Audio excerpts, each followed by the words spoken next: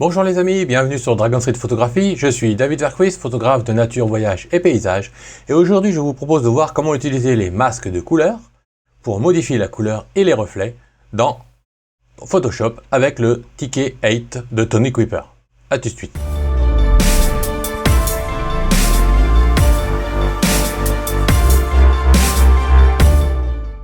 Tout d'abord, je vous invite à faire un tour sur mon blog de photographie artistique, de voyage, nature et paysage sur www.dragonstreetphotographie.eu, blog complètement fraîchement remanié, ainsi que de visiter la boutique en ligne sur laquelle vous trouverez les formations sur On One Photo et Capture One.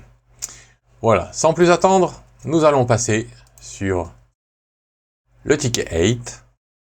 Mais avant de passer dans Photoshop et d'aller directement sur le plugin de Tony, je vous présente donc la photo sur laquelle nous allons travailler, qui est une nature morte que j'ai prise il y a quelques temps. J'ai pris cette photo parce qu'elle est riche en couleurs, et donc ça va être intéressant pour la démonstration. Et comme vous pouvez le voir, j'ai fait un développement très basique, simplement équilibrer les ombres et les lumières. J'ai pas mis de texture de clarté ni de vibrance ou de saturation. Un petit peu de netteté et de réduction du bruit léger, vraiment pour pas perdre en netteté lors du passage en fichier TIFF. Et ici, une petite correction de l'objectif de profil. Voilà. Donc maintenant, passons dans Photoshop.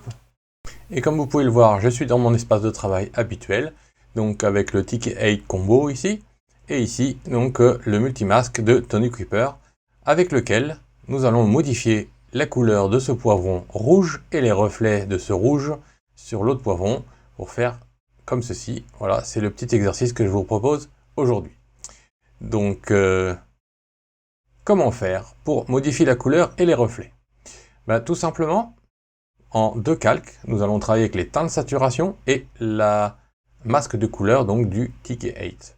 Je sélectionne donc l'outil masque de couleur et je vais aller sélectionner le rouge. Voilà, nous avons bien sélectionné le rouge, je clique OK. Et comme vous pouvez le voir, j'ai un masque rouge, donc mon masque blanc donc, qui affiche ma sélection, mais il y a du rouge dans beaucoup d'autres éléments. Donc c'est assez compliqué de sélectionner que le rouge de mon poivron, sachant qu'il y a du rouge dans le jaune, qu'il y a du rouge sur ma table, et ainsi de suite. Donc je peux utiliser ici, restreindre le rouge comme ceci, tout doucement, ce qui fait que ça me resserre autour du rouge pur que j'ai choisi. Je peux aussi utiliser ce glissière ici pour réduire mon masque, le resserrer pour le coup, parce que je ne cherche pas à faire des dégradés trop importants, je veux quelque chose d'assez net. Voilà. Et ici, je peux augmenter un petit peu la luminance. Donc peut-être pas trop quand même, parce que ça va me créer des cassures dans les reflets que je ne souhaite pas. Voilà. Comme ceci. À partir de là, je pourrais jouer avec les modifications qui sont en dessous. Donc, comme nous avons déjà vu dans les vidéos précédentes, je pourrais travailler avec le pinceau noir ici, comme ceci, et puis m'amuser à peindre tout autour. Mais ici, je voudrais faire autrement pour cet exercice. Je pourrais essayer d'utiliser la courbe ou les niveaux ici, mais je n'arriverai pas à isoler spécifiquement mon poivron rouge ici. Donc ici, la combinaison serait d'utiliser par exemple le lasso magnétique, par exemple, que je vous propose d'utiliser. Et pourquoi? Parce que nous avons des contours assez nets. Donc ça devrait être assez rapide de faire, et assez propre, un contour au lasso magnétique pour faire un masque rapidement. Donc c'est en réel.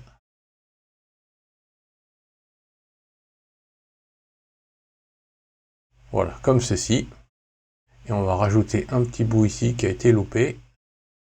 Voilà. Voilà, comme cela. Et ensuite, je vais cliquer sur ce fameux bouton qui va me masquer tout le reste, sauf ma sélection. Voilà. Et il me demande un contour progressif que je vais mettre ici assez serré, parce que je voudrais qu'il soit très peu fondu. Donc je vais mettre quelque chose comme 5 pixels, par exemple. C'est peut-être encore de trop, mais on va voir. Voilà. Et donc ici, j'ai bien sélectionné mon poivron. Je vais pouvoir maintenant créer une sortie avec teinte saturation. Je fais une sortie teinte saturation. Et je vais orienter mon poivron vers les tons froids pour aller vers le jaune. Et magie, tout doucement, voilà, comme vous pouvez le voir. Alors je ne vais pas aller trop loin parce que si je vais trop loin, je vais zoomer Vous allez voir ce que ça fait. Voilà. Je commence à créer du vert, donc c'est pas tout à fait vert, il est presque. C'est comme s'il n'était pas mûr. Voilà, ici je suis pas mal, je suis jaune, je suis assez proche du jaune de l'autre côté. Et je peux jouer avec un peu de la lumière, ici en dessous. Voilà. Et je n'ai pas cassé mes bordures avec mon masque, parce que j'ai souhaité un masque assez serré sur le tour et un masque dégradé à l'intérieur. Voilà, donc ça c'est la première étape où j'ai déjà changé la couleur de mon poivron. Maintenant, reste un autre petit problème ici. J'ai des reflets rouges qui viennent de ma table, qui peuvent venir en partie de mon poivron et un petit peu sur l'arête ici de ma feuille de laurier, qu'il va falloir aussi modifier. Nous allons répéter la même opération. Nous allons faire une petite sélection du rouge qu'il y a dans cette zone-là, comme ceci, et on a encore de nouveau un masque que je vais devoir réduire dans cette zone. Et là, ce que je vais faire, voilà, comme ceci, et ce que je vais faire, c'est que cette fois, je vais prendre le lasso normal, et je vais faire un détourage un petit peu à l'arraché, comme ceci, juste de mes contours. Voilà. Ce qui fait qu'en fait, je sélectionne. On va prendre ça aussi, au cas où. Voilà. Ce qui fait qu'en fait, je sélectionne mes zones de transition, seulement. Je reclique sur ce fameux petite zone, et cette fois-ci, je vais essayer de prendre assez large, parce que là, je veux garder une forme de dégradé pour pas que ça se voit. On va mettre une trentaine à peu près. Voilà, comme cela. Et je vais faire une sortie encore avec teinte et saturation. Je refais la même opération, et tout doucement, on voit que ici mon rouge disparaît. Voilà, je vais zoomer pour les besoins de la vidéo. Voilà, et vous voyez avant tout le rouge ici, avec l'arête ici, qui va disparaître. Et quand je réactive mon calque, voilà. Et les contours sont propres et les reflets sont propres. Donc je peux jouer un petit peu avec la saturation si je veux. Je peux jouer un petit peu avec les ombres si je veux, éclaircir ou assombrir. Voilà, pour le coup, je pense qu'il n'y en a pas besoin. Très peu, on peut désaturer un petit chouïa. Voilà. Et comme vous pouvez le voir, donc avant et après, nous avons changé la couleur et les reflets sur le poivron. Alors il y a une petite erreur que je viens d'observer, qu'on va pouvoir corriger ensemble. Ici, ça a mangé un peu sur mon échalote.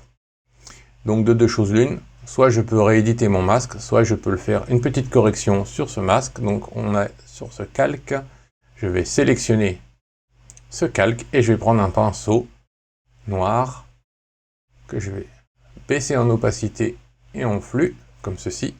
Je vais réduire sa taille. Et là, je vais faire une petite retouche à la main. Voilà.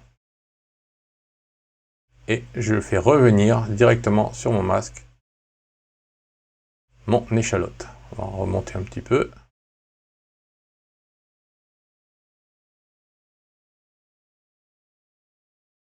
Voilà. On va nettoyer un petit peu d'ici. On va redescendre le flux. Voilà. Dans ces petites corrections, il faut que ce soit très très léger. Voilà.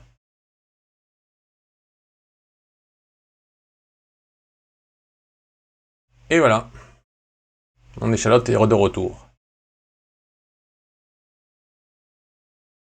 Voilà donc un changement de couleur avec teinte saturation, les masques de luminance de Tony Kuiper et donc les masques de couleur. Avec un petit coup de pouce sur l'utilisation des lassos et les possibilités de changement, donc comme vous avez vu, de modifier le masque en cours de route. C'était le petit exercice du jour pour modifier les couleurs dans vos Photoshop à l'aide de l'outil teinte saturation et le plugin TK8 de Tony Kuiper pour créer les masques de couleur ou de luminance. Merci de votre suivi sur Dragon Street Photographie. Je vous dis à très bientôt pour plus de vidéos sur Photoshop, les masques de luminance ou de couleur, On One Photo ou Capture One. À bientôt!